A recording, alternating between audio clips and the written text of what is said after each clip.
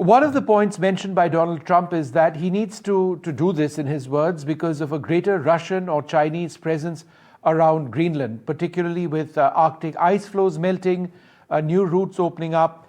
He possibly fears a greater involvement or presence of Chinese ships and sailors and others in waters around Greenland.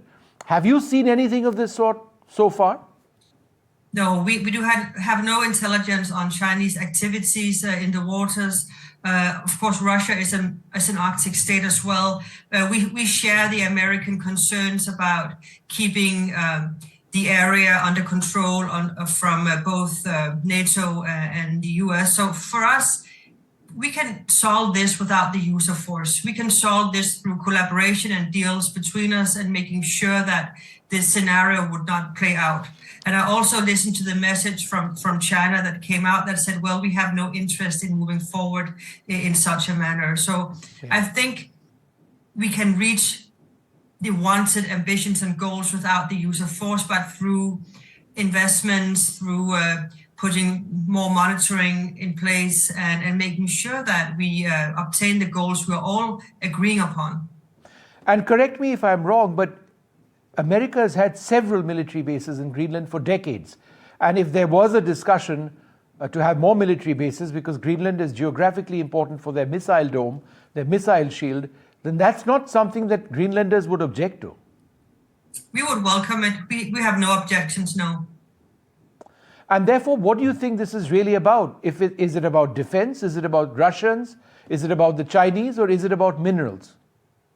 Well, as many things in politics, I think it's not a binary question. I think there can be many truths at the same time, and I think there can be many answers to your question. I think there is an interest. Minister, you're being very diplomatic. You're being very diplomatic. Yes, but I also do think it's true. I think there can be a military interest. I think there can be an interest regarding our natural resources, but I also think that could be a more ideological one, maybe driven by expansionism. And I don't think necessarily that everybody holds all three positions at the same time. There can be many groupings that have different opinions. One or two more questions. There would be a lot of confusion among Greenlanders, people in Nuuk and elsewhere, asking, we are Greenlanders, we have an association with Denmark.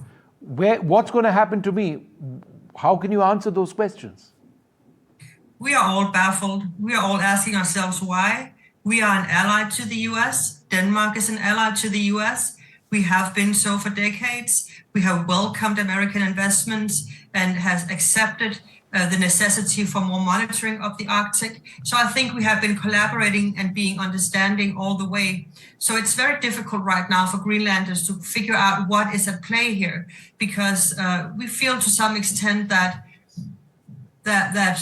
we are betrayed by a great partner that we have relied on for many years. So it is baffling for many Greenlanders, and they worry. People worry and are concerned. Are you encouraged by the support that you're getting from your European partners, Norway, Sweden, France, Germany? The fact that they, in small numbers are willing to transfer soldiers, these aren't offensive forces, but, for surveillance, to sort of help prop you up in a sense. Are you encouraged by that? Does that really serve any larger goal, given how strong or large the United States is militarily?